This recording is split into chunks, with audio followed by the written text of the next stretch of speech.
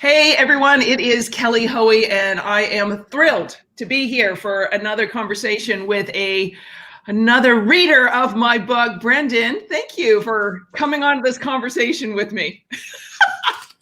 I'll take where's your flags? Where's the flags on the book? Actually, if we're going to get into it, part of my book review, I mentioned, and you didn't write it in your book, but I gathered and I envisioned your workspace, and I called it an organized chaos of strategically placed, multicolored neon sticky notes all over the place. And I don't know if that's you. I don't think you've ever. I don't know if you've ever posted pictures, but that's what I gathered. Okay, so you are a registered holistic nutritionist. I think you maybe psychic should perhaps be, or maybe a medium should be your next career, because yes, I'm on a very clean glass worktop right now. And if I flipped the camera, you would see a wall of sticky notes. Well, so here's the thing. I'm just going back to some imagery that you provided in the book, right? So yeah. like you're all over the place, but at the same time, it's strategic and it's methodic. So I just gathered that that's what your workplace would look like. Yeah, I kind of think in sticky notes, and You're a very visual person, obviously. yeah, and that was part of it, in terms of writing the book. But I want to talk about you, and then we can get into the book. And for anyone who's catching this, we are live streaming on Twitter as well as onto YouTube. Kelly Hoey, author of Build Your Dream Network. This is Brendan Coates. He's Bodies by Brendan. He's a registered holistic nutritionist. You're getting your doctorate in clinical nutrition. I want to hear all about that. You live up there in Southern Ontario. Right. There we go. Representing the Leafs, yeah. And I'm wearing this, as I've said before, so I don't futz with my bangs on the video. And we are talking about Build Your Dream Network because Brendan so kindly not only purchased, thank you, read, thank you, reviewed, thank you, my book, posted a YouTube video, and I said, we got to talk. So talk about you. Like, I've given a little bit of what took you to a path to getting to be a registered holistic nutritionist, and tell me about your doctorate. Good God, man, I'm impressed. How far back do you want to go? I've got a colorful background, and it's very different, that's for sure. Yeah. Well, what brought you to where you are today? What was the turning point? In terms of books, as I was mentioning earlier, I do not come from a literary or highly educated background, or family for that matter. When I decided to take my path from sports, my dream, like any or probably most Canadian boys and girls for that matter, we wanted to become hockey players. Mm-hmm. So I played hockey growing up, absolutely blessed, amazing career. My parents worked incredibly hard, and I got quite successful with hockey. In that same time, I developed my own hockey school because I was frustrated with the lack of teaching abilities in my community. So the type of person that I am, I like to do things for myself. So I created my own hockey school, and that's very entrepreneurial of me, and ran that very successfully. At the same time, I was always still learning, right? So I was just trying to develop myself. Flash forward, I was living in the Caribbean. That was really cool. Self-employed again. I lived in Cayman Islands and Jamaica. I owned my own party boat company. Again, same thing. I was frustrated with the typical booze cruises in Jamaica, like just, cliche, vacation, flower patterned hat and sandals type vacationers going on these booze cruises. That was not me. So I created my own boat cruises in Jamaica. I hired DJs, and it was lavish parties. And then I moved to the Cayman Islands, started to do that, very entrepreneurial again. And when I came back, I'm not going to say the whole story of how it happened, because it might shock some people. You returned to Canada. I came back, yourself. And there was an epiphany. I helped someone kind of unknowingly, and then the light turned on. I was like, wow, I can really turn this into a business. And I was helping someone just lose some weight. Mhm. So once that happened, I knew that I wanted to be an expert in my field. I couldn't just do it based on what I knew. So that's where the learning happened. That's where that switch happened. So I just started to enroll myself in school, a lot of online programs. And here I am now. I've got about probably 2.5, 3 years left until I get my doctorates in clinical nutrition. Wow. And where are you studying that? So it's really cool. It's a correspondence school, but they've got a campus as well. It's called Kingdom College of Natural Medicine. So it is a school for natural and functional medicine, not the traditional modality of Western Yeah. medicine. Mm-hmm. Very cool. Very cool. Yeah. Thanks for sharing all of that background. So as I shared before, you did a video review of my book, which you had picked up. As you said, you're an avid, I'm going to say, purchaser and reader of books, but you don't necessarily read them when you get them. Right. So when you grab the book back in 2000, it's a hardcover. So what, 2017? That's right. Yeah, I love reading books, and I'm not the type of person to buy a book, read the first chapter, and then put it down. I read it and I complete all my books. Yeah. But the reason why I summarized it and the reason why I verbalized it in a video, selfishly, that's how I learn. Okay, verbal learner. I'm a slow learner. I'm not No, to verbal. say. No, it's verbal. There's different ways to take in information. Some people need to sit in a class in a hard, uncomfortable chair. Some people need to write it down. Some people need to write it down and write it down again. Other people need, right. Well, I love to teach, and that's my business, right? So yeah. I was able to verbalize it. And again, like selfishly, that's just how I learn, right? And I remember my mom used to make fun of me when I was trying to read, like, remember Billy Madison in school. He's like, today, Junior, because he's trying to read. Yeah. That was me. But it's just practice. So this is just another method for me to learn how to read better, faster, quicker, retain it more. So that's awesome. That's awesome. And that's a great tip for people who know, why not, your kind of Miss Virgo efficiency here. Why not double up things? Okay. So you can help yourself by retaining information. You can help your network by sharing the information with them. Yep. And you can say, well, hey, you posted it as a video, and who is this guy, and what else does he do? Why is he reading this book? Yeah. Someone finds out more about you. Like, that's like efficiency networking, like fantastic. I think and again, I was mentioning the truest goal, really. Selfishly, I've got my own agenda, but at the same time, the truest goal is to read, summarize, and share your content, share your book, and hope to generate sales for you, new book sales, and then new fans ultimately as well. And then the ripple effect that you are causing, you can't even measure. And I'm sure you're getting a little bit of an idea now, with this platform. But so thank you for your services, because you're making huge ripples, like I said, and you don't even know. So. Okay, well, thank you. But this is supposed to be about you. I'm supposed to be the one. Okay, no, I'm teasing. Okay, but I do, and you knew this was coming. I got a bone to pick with you on that review. 4 stars? Where's the 5th star, Brendan? I want the 5th star. Let's talk about what I didn't do. What's the information you didn't get that you needed so that I could get that 5th star, sort of like, here on the video. So really quick for all your listeners and viewers, this is my summary. It's 2,200 words, I think 7 or 8 pages, and it's pretty in depth, right? I covered a lot of. Yeah. I watched the video.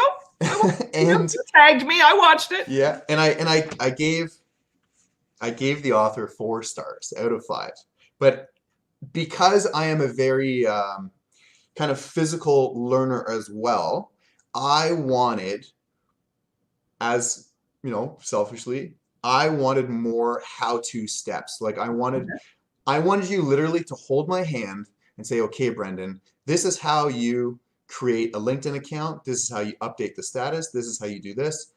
This is how you make a tweet. And this is how you continue to follow up. Things like that. Now, that being said, with your podcasts that I was unaware of until I read your book, your YouTube channel that I'm aware of now, prior to, or only after the fact that I've been reading your book, you do offer those strategies and tips for your listeners and viewers. So that being said, but let's talk about some of the how-tos, because you know what, a little secret, all the sticky notes, if I ran around and pulled out a page, you'd be so happy with your psychic abilities. I am working on some workbooks. Oh, good. I am working on some workbooks. So this, I'll be following up with you with some of the more of the how-tos, but let's talk you and your business right now. What is some of the stuff that I can help you with, like right here, right now, today? Really, I want to talk about you again, but I can totally envision you having some like modules and classes and some things like that, having courses for teaching people how to, grow their network. So I'm sure you already know that. So what can you do to help me right now in this conversation? Yeah, like you've got some questions there. Stuff that I'm sure you do. Questions that things you wanted to have answered, and because I don't have the workbook or there wasn't the subchapter in the book, what is on your? I need Kelly's insights because you've got my undivided attention. And sure. Well, in one of your recent podcasts, I don't know if it was recent or not, but you were talking about your building and conjuring up your dream client. And I've heard that before. Perhaps other listeners and viewers have heard that before, but maybe not implemented. I know that I've probably half-assed implemented it.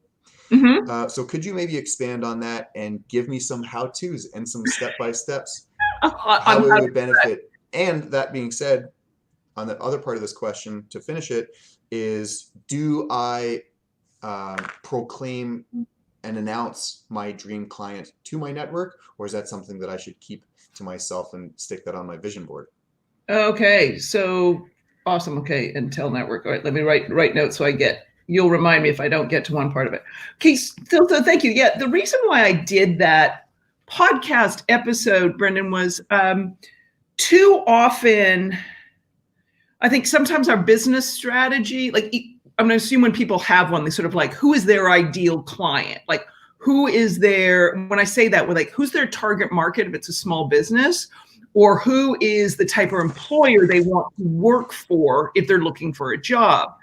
And if it's a business, often people will, you'll do like a, business model canvas or that kind of mapping of, like you think about your Bodies by Brendan, like who would be the ideal, I know who right. A little bit, right? At the same time, go ahead.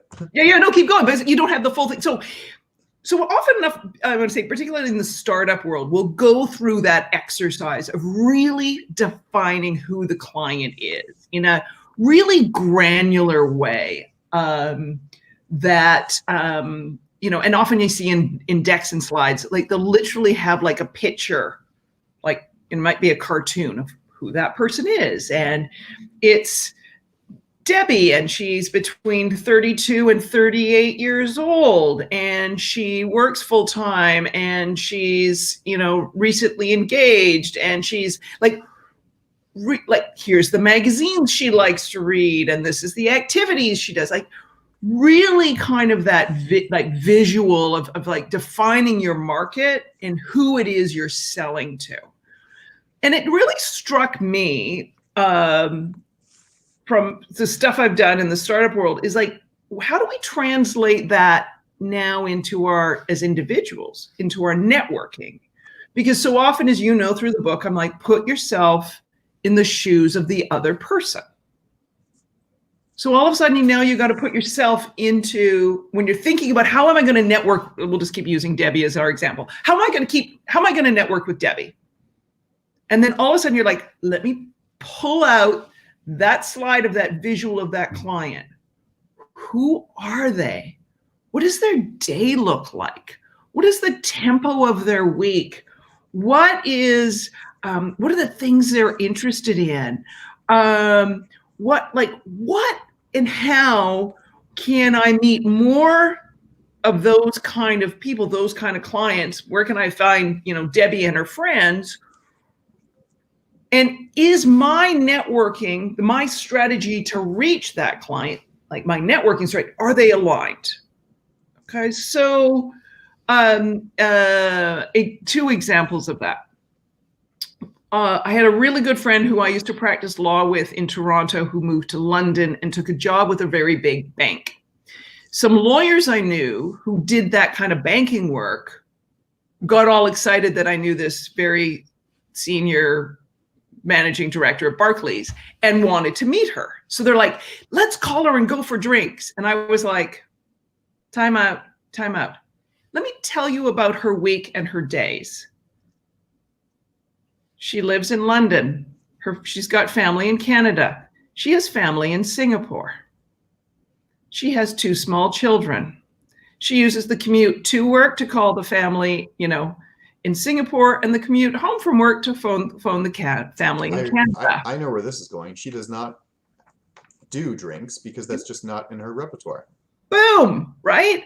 I said, but if you sent her tickets on the weekend to some family event that she can bring her husband and 2 kids, bingo. So that's why I'm like do this really granular thing, because too often we get really trite networking advice that says, invite them for drinks, right? Go and do this. And it's like, no, who is this individual person? What's the granular information? Like, if you don't, what can you summarize? What can you hypothesize about them? And then where can you get kind of more information? The other example on that was an event I did for the SCORE Business Network up in Connecticut. And they're a business mentoring group where experienced CEOs, I want to say mentor small business owners, and they can get expert advice. And so they invited me to come in and speak to one of their groups. I think it was up in Greenwich. And one of the business owners got up. He's a guy with a construction company. And he had a very clear, it was awesome. He said to the group, my ideal client is, and he could really accurately describe the type of person who hires him. And before I could even open my mouth, one of the other attendees said, oh, I have an idea for you. She said, those clients are all involved with this not-for-profit. Your services would be really just the fact that you have those skills would be really handy with this not-for-profit, because here's the way our gala, or the gala for them, is organized. And you do construction and they're putting up tents and doing stuff and building it, whatever. If you come and volunteer, you're going to meet everybody you want to fuel your business. Whereas this guy might have been thinking, where do I send out flyers? Should I buy some Facebook ads?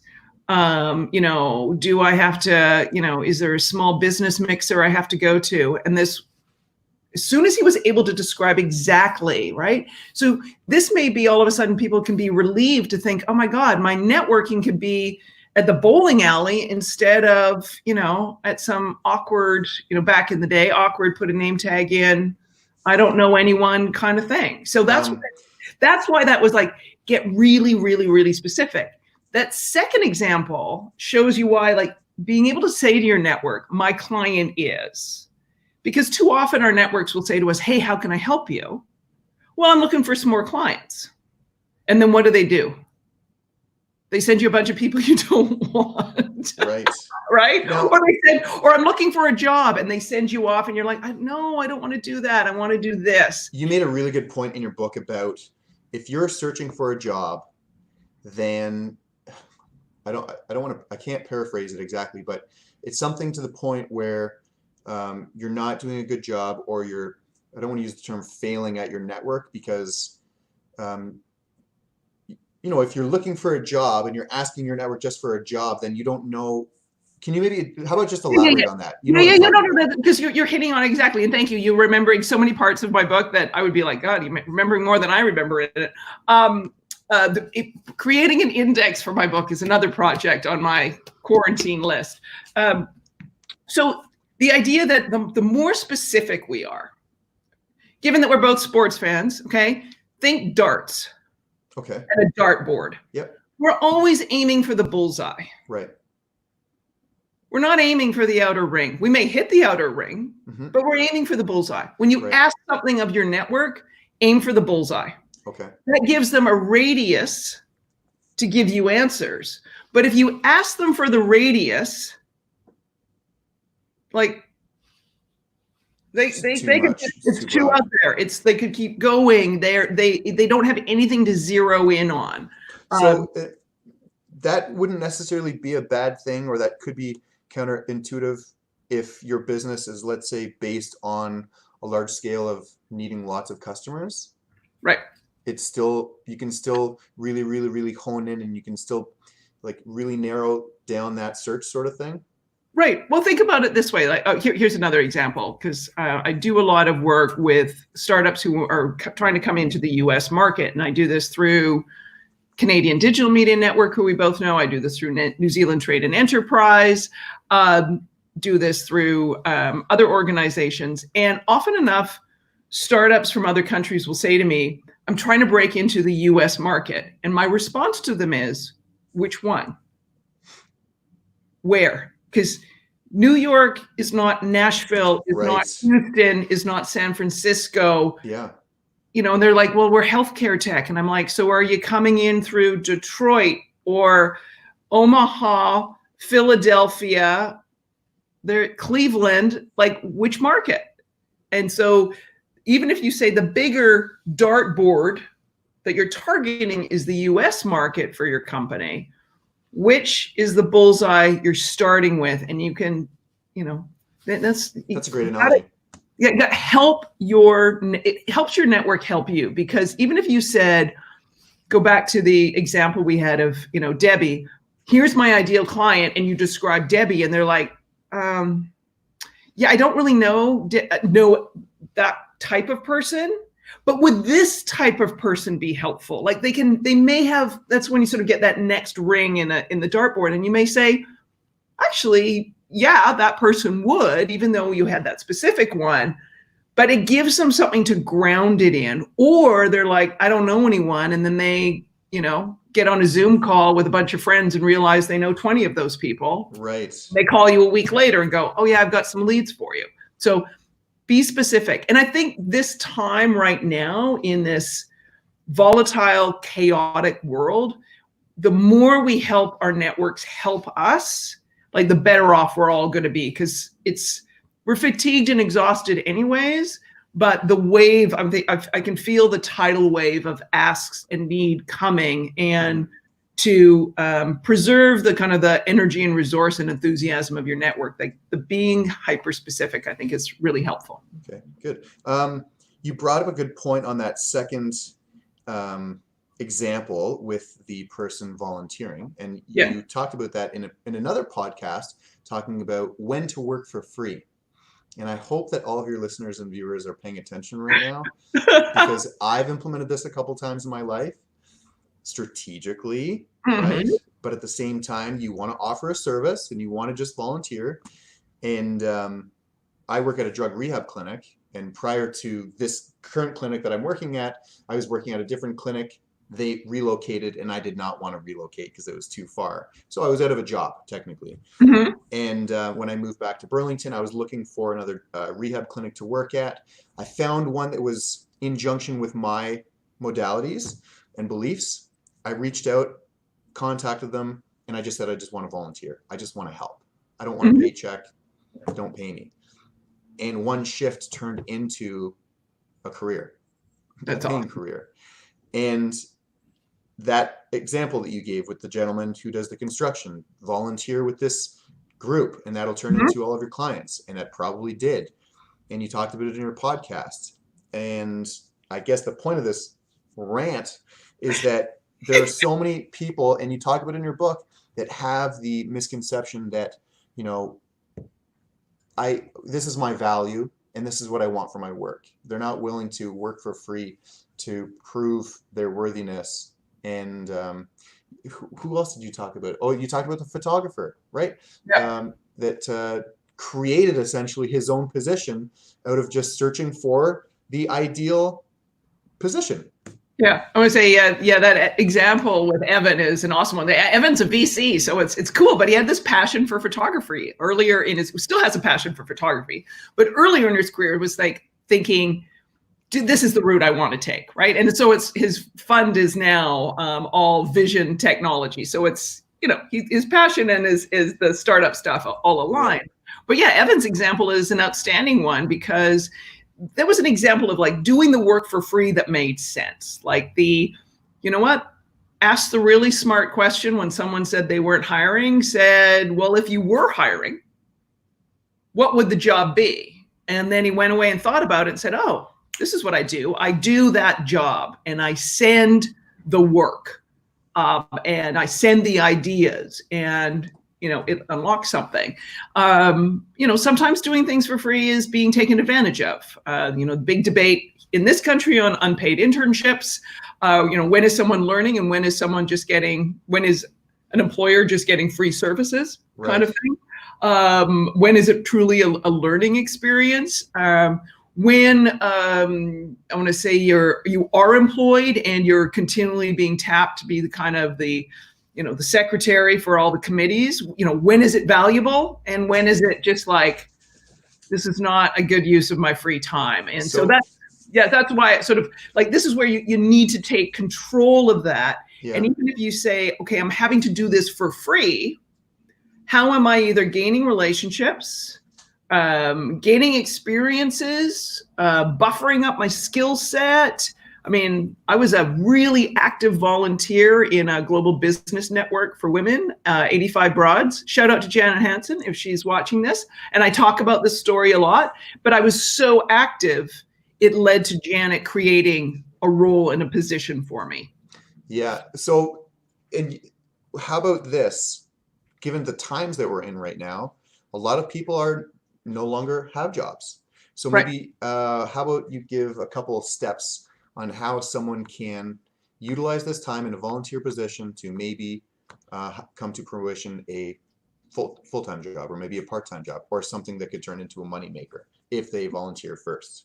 Yeah, I mean, it's a great question because I think that there's benefits of volunteering right now in terms of creating structure, in terms of having been someone who had a career transition 2002, 2004 that took a lot longer than I wanted. It was about 18 months to make the career transition. That was post 9/11. And in my case, I will say it was a voluntary career transition as opposed to an involuntary one. But having that structure and doing something like volunteering can give meaning and can get you out of sort of a cycle of negativity and feeling worthless. So there is that. I would say find organizations that, and it might be like a clearinghouse organization in particular. I'm thinking in New York, we're very blessed. We have an organization called New York Cares, which is phenomenal. And it is like a clearinghouse for volunteer opportunities. So I as a volunteer can go in and find activities that suit my schedule and my area of interest. And if you start doing that, right, you could say, I'm going to do certain projects because of the activities involved, and how then I can say to people, like, how is managing a team of volunteers different than managing a group of people at the office, right? You can show management skills. Mm-hmm. You could show self, like sort of initiation, proact. You know, we want employees who are proactive. Well, you know, getting up at 6 a.m. and to be at getting up at like 5 a.m. or earlier to be at a food bank for 6 a.m. to serve homeless people for 3 hours. If that doesn't show, you know, being proactive and self-initiative, I don't know what does, right? So where sort of think about the skill sets, like look at some of the job descriptions that you're applying for, go highlight some of those words that, you know, employers are stressing. Because I bet if you did a word cloud, you know, some of the same words, put the hard skills maybe aside, but, you know, comment at some of those soft skills, the management, the leadership, the teamwork, that kind of stuff. And then go and find volunteer roles where you can sort of say, hey, here's where I learned this, here's where I learned that. I mean, it played a big part in my career transition back in 2002, 2004. So joining a committee of an association, the Bar of the City of New York, organizing panels. Those were in-person events, but people are organizing online events, and online events need the same amount of, to be run well, need the same amount of support and structure as an in-person event. Someone moderating a chat, someone marketing it, like you can demonstrate all of those skills. In all of those positions, you can volunteer and just help yourself, help people do it. Yeah. Right. So I think that's what I would do if I was like searching for a job right now. Hopefully that's really good advice. I appreciate that. And for your listeners and viewers right now, if you are looking for a job or if you're looking for funding for a startup, this is a great book because you talk about so much strategies for finding investors, because you are quite the philanthropist, investor. That's what you get for practicing law and spending endless hours. You get to, so at some point, if you spent, sort of saved your money smartly, you get to have sort of the long hours and the things, kind of paid off in that regard. But what I really noticed, Brendan, was from talking to different people, I started to notice maybe more than being a great networker, I could like pattern matching. And I started to notice patterns and the patterns of how I had moved ahead in my career and built my network, and the patterns that other people had done similar things, whether it was fundraising, changing careers, moving up the corporate ladder, building a business. We get things done with the help of other people. So how can we create sort of a workflow, right? A people workflow for our own networks to keep us moving ahead. And like I said, I saw a pattern of these people who had successfully built networks, because no one in the book was born with, the beautiful network you like handed to them on a silver platter. Everyone in the book built the network they have, And you actually talk about that. And I talk about it in my summary. It seems as though every person that you interviewed who is substantially successful all claim that they are introverts, and yet they are people. Right. Well, it's so what one of the examples I love using, and I use it frequently. And if he's watching this, Joe Styler, I adore you. So Joe Styler at GoDaddy. So a big shout out to Joe. Great success story. Yeah, right. Exceptional networker and an introvert. Maybe the most introverted person in the book. But it's understanding why you're undertaking activities and understanding why you undertake a particular activity. Okay. And how that activity ties into what your bigger, goal, like outcome. We'll stick with a sports analogy. You're in one end zone. You're looking down the field to the other end zone, right? You're the quarterback of your own career. Understanding what that next step is and how it is connected to getting you closer to the next end, like into the other end zone. That's why I think, and so there's that element. And when I think with introverts is that they need to understand where's the connection. Like, why am I doing this? Why is this good for my career? And then there's the element of being so self-aware of when someone imposing on your time or asking for things, like, and how you feel as an introvert. I think they're more intuitive to thinking about how does that feel to bother the other person. So I think there's more deliberation and consideration before reaching out, far more methodical. So take one example in Joe's own case. He realized he, like you, which is another one of these things that's kind of like rings the bell in my world. Someone who's focused not only on their network building, but building their own skills and expertise. Mm-hmm. Key in all of this. No one's you can have a great network, but if you don't have, the rest of it to back it up, well, what is it? I'm glad you're a social butterfly, but what do you got going on here? So Joe, like the example I love with Joe's was when he realized to move ahead within the company, he needed to be stronger at sales. So we started working on that. And one of the things he realized he wanted to do was to learn from the person at the company who was the very best at sales. What most people would do when they had identified that person and want their mentorship would probably send an email along the lines of, "Dear really good salesperson," whatever their name was, "can I pick your brain over coffee? I need some mentorship." Right, I'm being really sarcastic, but you get my gist, right? What Joe did was say, "Would you mind if I came and watched you do your job? Can I come and observe? Because I need to improve my sales skills, and you're the best person in the company. I would just like to watch how you do your job." So we approached this person recognizing, go back to what we talked about earlier, recognizing this other person's life. Busy sales guy or gal may not have time to have brain picking coffees because they're doing their job and they've got a whole other life going on. Yep. Joe invested his own time. So he wasn't, trying to, oh, I'd like to learn from that person, but I can't get away from my shift to do it. He invested in his own time, and he went and observed and watched this salesperson.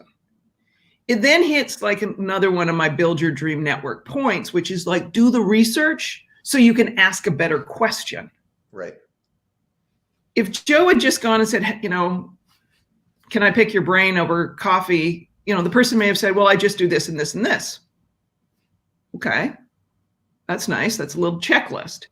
By watching someone do their job, you can look at them and say, why did you take that call that way? And why did you say this to this person? Like, you can actually get some understanding and grounding at a much more sophisticated level that for me actually sort of like integrates, all of that. So yeah, that's why, part of the reason why, that was an intriguing finding for me that so many people I interviewed in my book were introverts, because I was looking at the outcome. They were building sustainable, vibrant, resilient networks that are going to support them throughout their entire careers and lives. And that is far more important to me than whether or not you have the success at one event in gathering up a bunch of business cards. Right. And it seemed as though that was a common trait that they all presented, was that they did have that intuitive factor, that they knew that these small actions would take them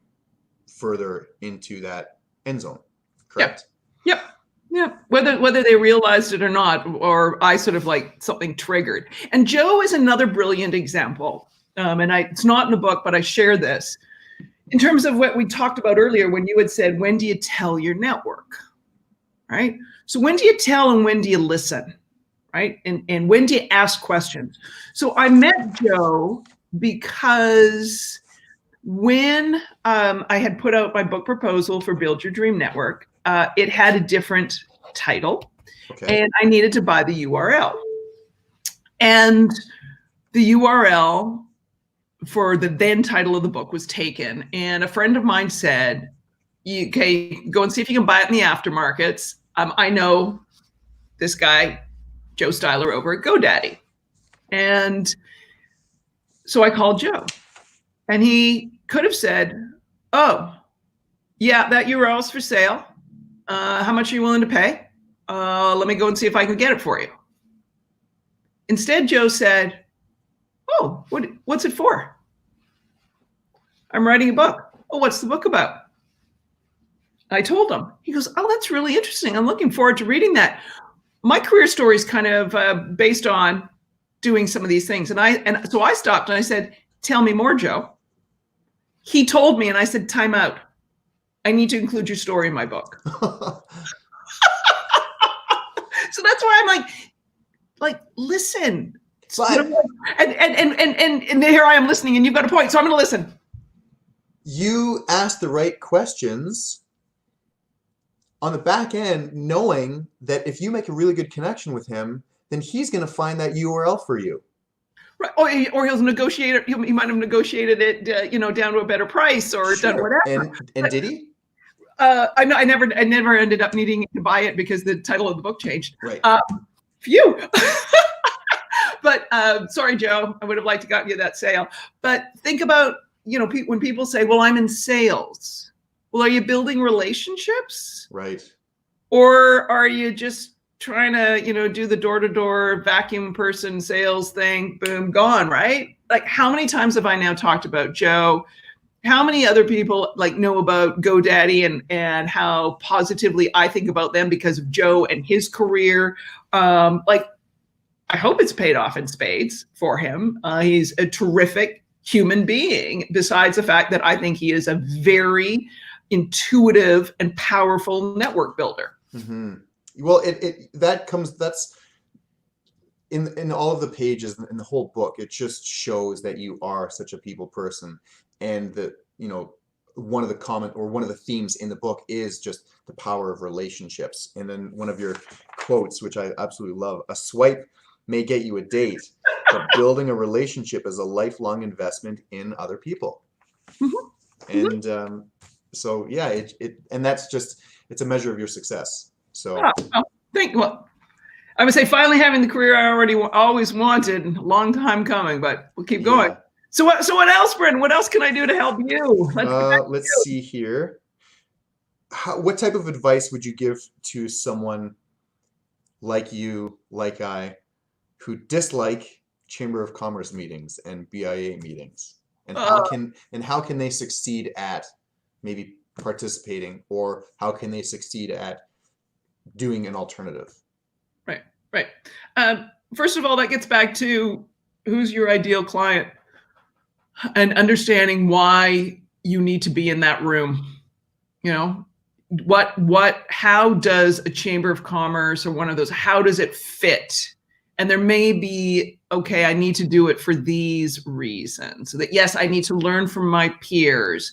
Yes, some of these other understand why you're in the room, because sometimes these things are, and I'm not picking on chambers of commerce, it could be law associations, it could be, I'm gonna say committees or societies within your industry or within your company. Some of these things are necessary evils, to lack of a better description. They need to be done, but understand how it fits in so you don't feel like you're wasting your time. Talk to people who are getting value from it. Tell me more. When someone says, hey, you should join. Yeah. Instead of saying, okay, say, tell me more. How have you found value? How long have you been a member? What have you done? Right? Jennifer Johnson of Calibrate Legal, who is also in the book, her example is a brilliant one. I mean, getting involved in the Legal Marketing Association has been invaluable to many aspects of her career. But she doesn't, from the get-go, she didn't just show up and sit in a chair and say, I haven't met anyone, I'm not getting enough business cards, I'm not, right? She showed up, volunteered, took a leadership role, realized that this was a powerful business funnel. You may just realize, oh, here's how I need to get involved in this group. Yes, I need to get involved. Here's how I'm going to get involved in a way that works for me, right, and is valuable also for them. Mm-hmm. That's a good point. Really good point. I don't have any more questions. I wrote down some organizations and services that I really like that you had mentioned in the book. Happier Hours was number one because it's all about books. Yeah. Yeah. That's a great example of when, sort of second part to your question is, and Manisha Thakur, her example with building her business as well, is draw a Venn diagram of something you're interested in and growing your business, And where's that intersection? You don't necessarily have to grow your business by doing chambers of commerce or the business development other people do. Maybe, you've got a passion for books and you say, fine, I'm going to do a happier hours. And, once a month, I'm going to get together a bunch of people to talk about a book, and I'll invite the author to, since it's technology, Zoom in and talk about the book with them. Why not? Though I think that would be fabulous. And why, sort of thinking about it, in Manisha's case, she is a financial advisor. So she invites people to come over, and, they have, and she focuses on female clients. She doesn't want to have book event, do networking events. It's like, hi, I'm a financial advisor. Let me tell you how the market sucks today. Who would want to go to that, right? Or who wants to go to an event that all the time people are like, everyone knows everyone in the room is looking to make connections because they're all in business. They're all entrepreneurial, or they're working in companies. They might be thinking about board positions, their next career, whatever. But she's like, let me get you all together around a shared interest. Yeah. And that can be really, Creative Mornings is a brilliant one in terms of a phenomenal global creative community. And they are doing some phenomenal online programming for free and it is a community that is really generous. Shout out to Tina Roth Eisenberg. She knows how much I love her.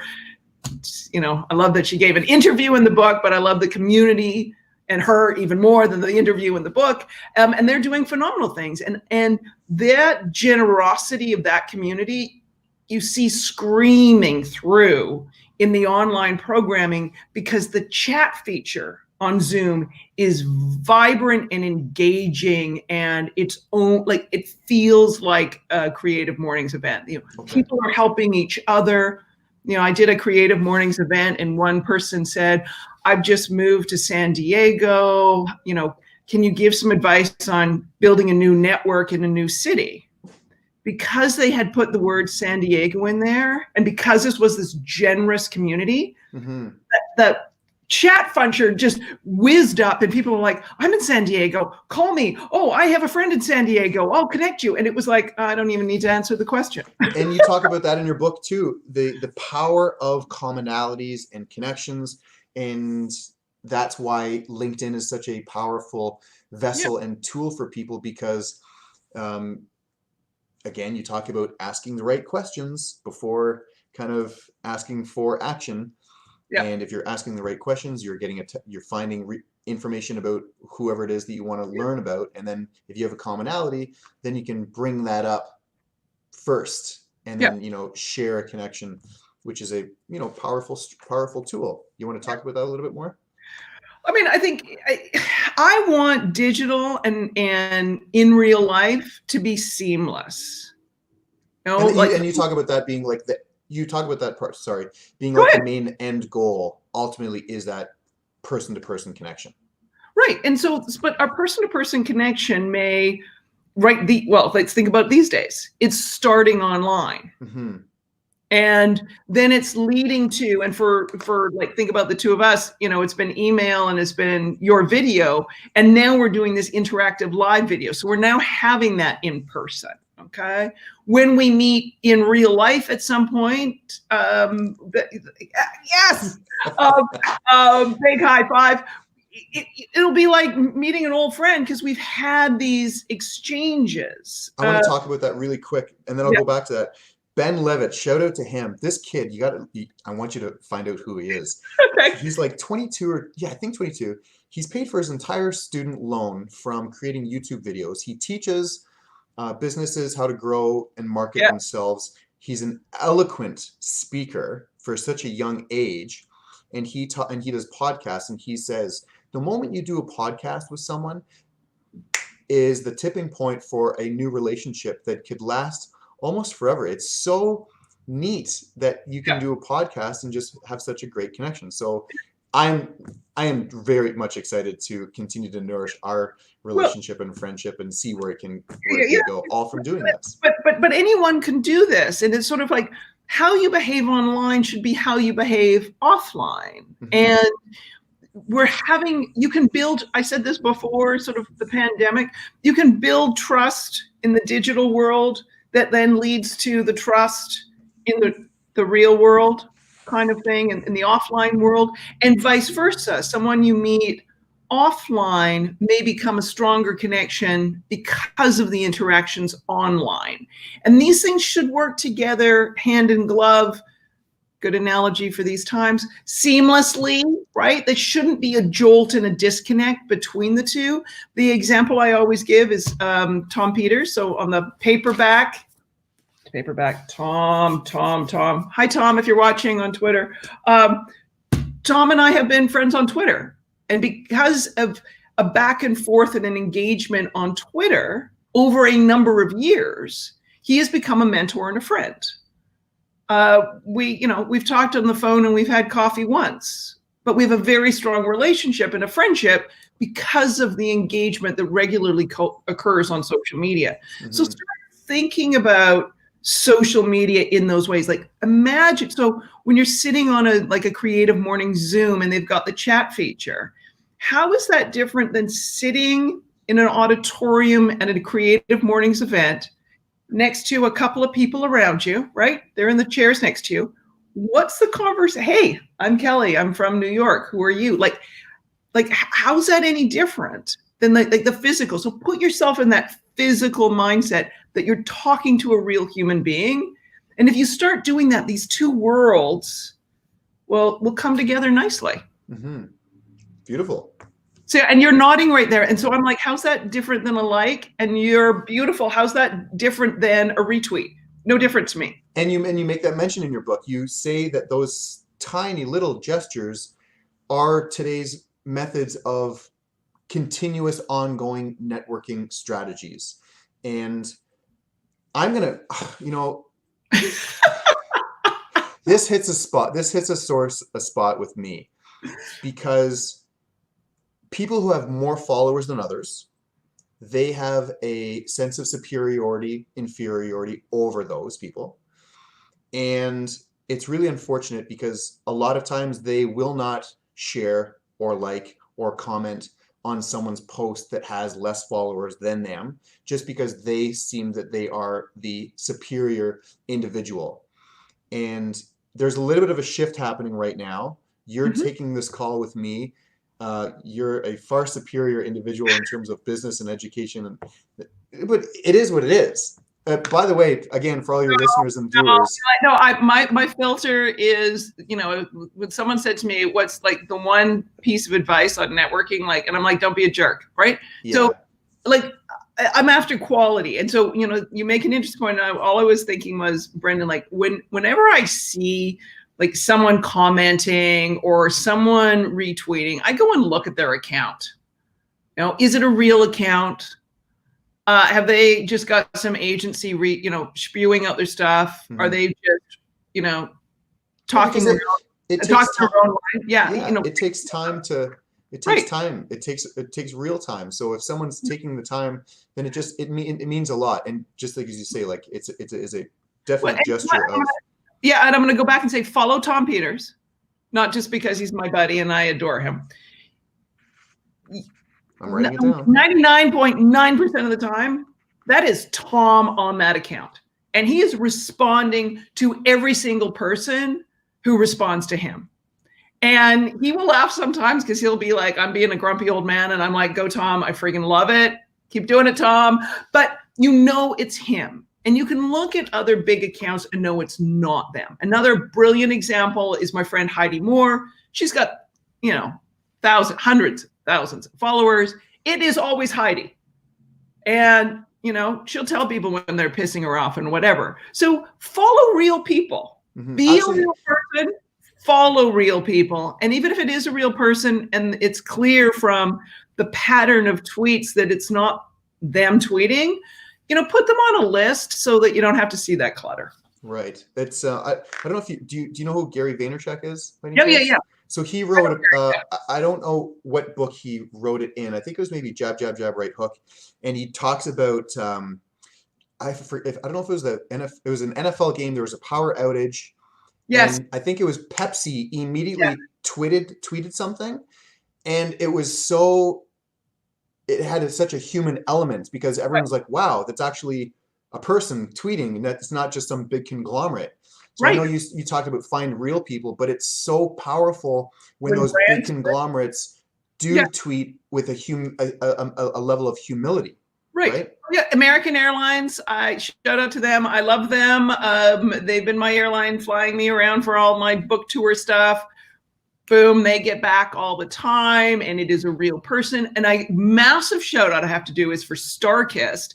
So this month I have done 30 days of like network building based you on did the 30-day challenge. like I wrote about a 30-day challenge.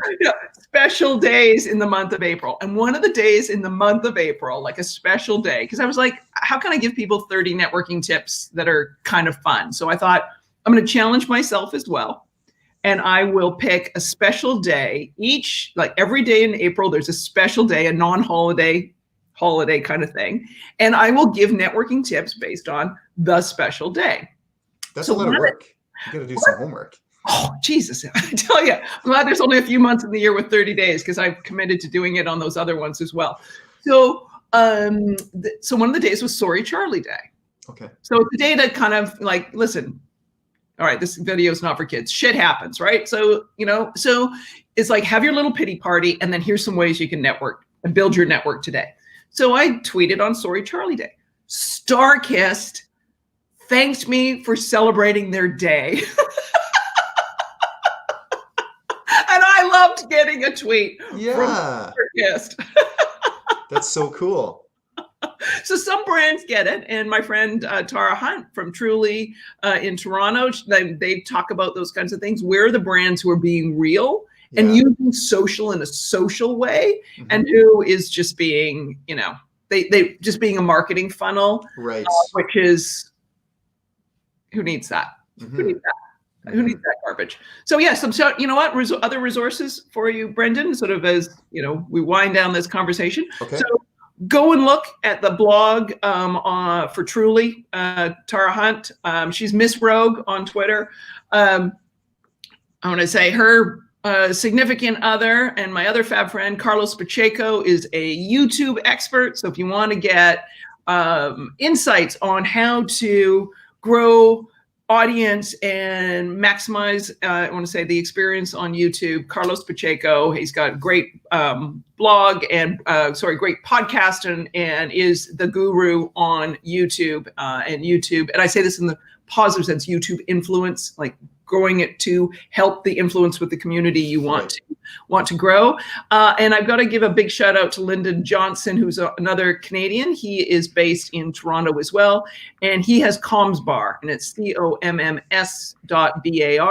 And he is disrupting PR and publicity. And he's got some free tools for entrepreneurs, startups, small business owners, so that you can do some of this PR, media, publicity mapping, and very much he and I are kind of it's funny that of the same brain. And so he's got some really great free downloadable tools that will really help sort of think about how this network building, marketing, PR kind of piece all comes together, which really great resources, really great people, and really worth following. Enjoying mornings. I was looking for some PR people. I don't know. Can you see this poster? I can't see it in mine. No, I can't. You have to shift your computer. Okay. Yes. Okay. Yeah. So that's an event that I was hosting on April the 3rd called Living Legends in Leadership. It's been postponed, obviously, because of COVID-19. And talking about the power of relationships, all of these individuals are my mentors and friends, and I put together a live event, and I'm going to be showcasing all of them, sort of thing. And I needed some PR. So once that new date comes, I might put in a formal...